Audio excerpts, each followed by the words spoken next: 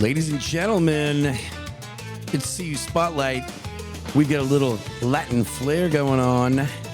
We are at Cuba Libre, GAC 2026. It's the Bits and Bytes Podcast, everybody. I am your host, Jonathan Taylor, JT with Bank Social CISO. And I'm Senora Senn, also known Senora as Senn. Shirley, from the Orleans Firemen's Federal Credit Union. Thank you, Shirley. And man, we're kicking this thing off.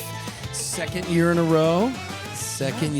We've been doing this thing. So make sure we get all the sponsors in here. We've got Capstone Strategic, Pure IT, of course, NCU-ISAO, Defense Storm Connective, and of course, Bank Social. Shout out to everybody. And with us is, wouldn't you know it, two of those supporters right here. So go ahead and introduce yourself, sir. Hey, I'm Brian Hinze. I'm President and CEO of NCU-ISAO. And the next gentleman who we call the Voice. The Voice, yes. So I'm Steve Coyne. I'm the CISO and a co-founder of Pure IT Credit Union Services. Thank you guys for being here today.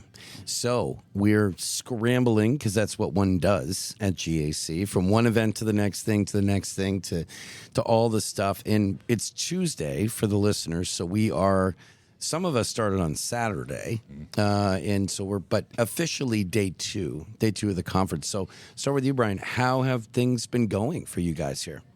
I love using this as an opportunity to connect with what's oftentimes for me a different set of stakeholders across the industry. So that's what makes this happy hour really special for us, because as you can imagine, if you know a little bit about NCU-ISAO, we're generally the CISOs, the InfoSec folks, VPs of IT, those types of people. And of course, they are represented here in some capacity, but to be able to connect with CEOs, CIOs, board of directors, and, help them understand what our mission is and who we are is always really, really valuable. Mm-hmm.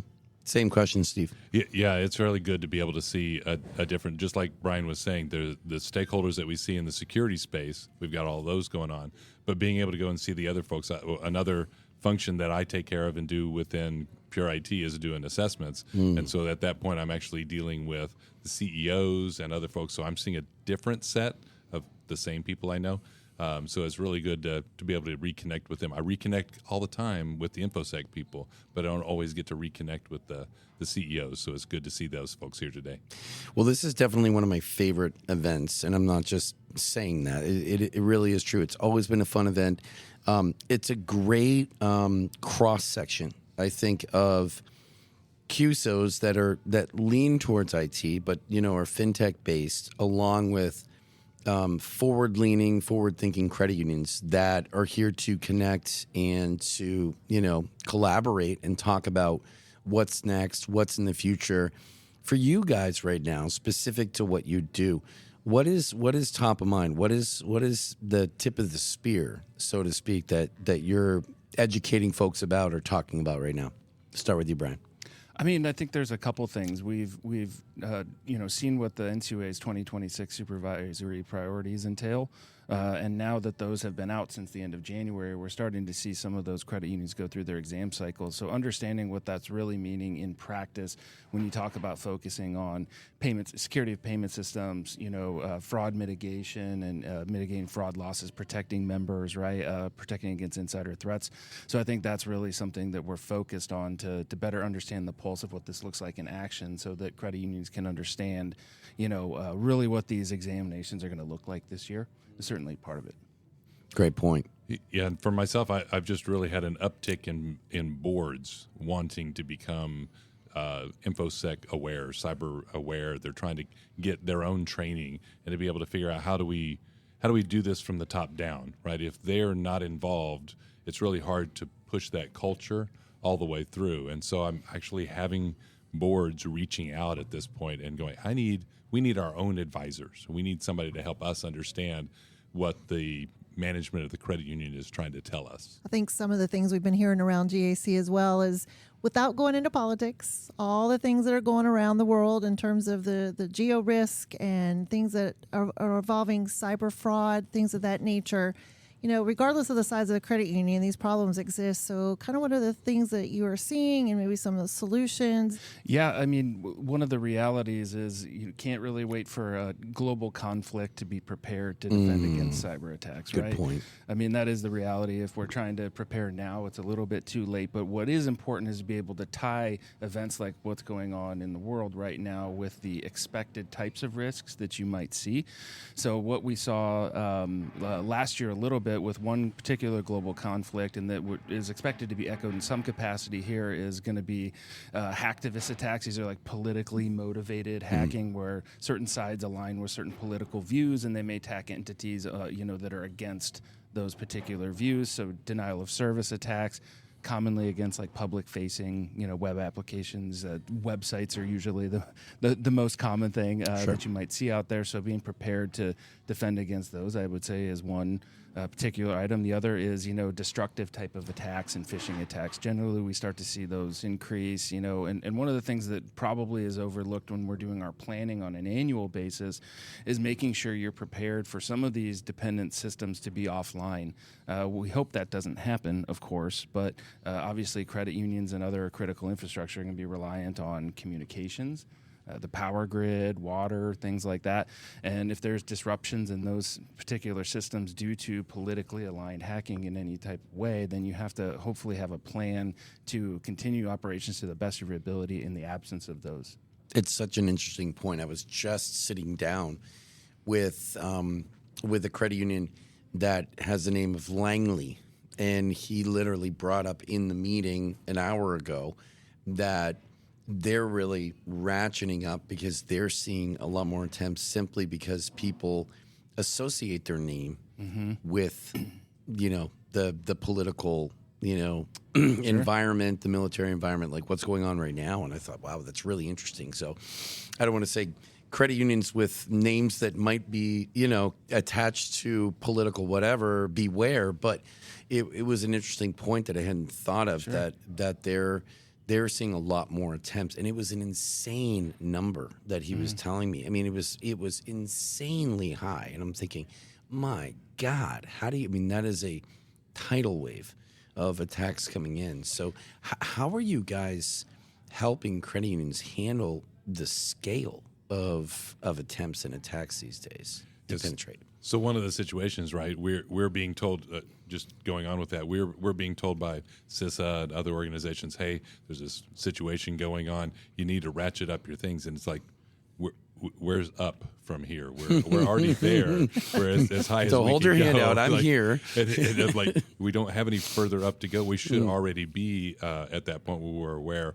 But it is true. There's a lot of folks that are putting systems in place and then not spending the time actually monitoring those systems. So that's where we're seeing a lot more from a security analyst side happening right now. Somebody actually spending the time, taking the hours a day, an hour, 2 hours a day, and actually going through all of those log files, right? You said the folks at Langley were talking about having so many more attacks. They don't, if none of them are getting through, the systems don't necessarily alert, right? You need to go look at those things and see that it's ratcheted up, and then just kind of pay more attention and just trying to find where are those other pieces we can put in place technically. But it's still going to come down. Most of those breaches, right? What's the latest report? 93%, I think, of the breaches involve something from a human making a mistake. Right. It's still those things. So right now, I think the place what we do for preparedness of any further preparedness is not technology. It's actually how do we help our people a little at a time? How do we continue to build them, grow them, so that they are not the mistake that happens that causes a breach to occur? Yeah, 100%. Personally, with Bank Social CUSO, I've only been here, months, not years, but part of, us keeping up with our SOC 2 Type 2 is training, right? Staff training. And so, I don't want to say having to. I mean, it's an important thing to do, and it's always a good refresher to do those trainings and kind of get the latest and greatest. Our company that we utilize is really fun because they hire actors like John Lovitz, who's like doing it, and he's like, oh no, it's a breach, and I'm like dying. But the message is really interesting. I'm curious, what are you seeing that's new that needs to be, I guess, educated out to employees of credit unions? What's the latest kind of trickiest, I don't want to say scam, but what have you seen that's been unfortunately working? Just start with you, Brian. Yeah, that's a good question. I mean, I think those who've seen me speak recently know that I have been really advocating for resilience against deepfakes and primarily awareness of the risks of them, because they are becoming easier and easier to replicate. We're seeing more and more attempts. Gartner published a survey middle of last year. I didn't have the full survey, just the sample that they provided. And in that, they were discussing how if something like 6 or 7% of businesses have had a major, within their surveyed group, have had a major event related to deepfakes and AI. So it's starting to really happen. What people were worried about is happening to scale in some regard. But the good news is, while it is very important to be aware of it, I would absolutely say, as we're seeing more and more of these, the good news is that AI and deepfakes are really looking to emulate human behavior.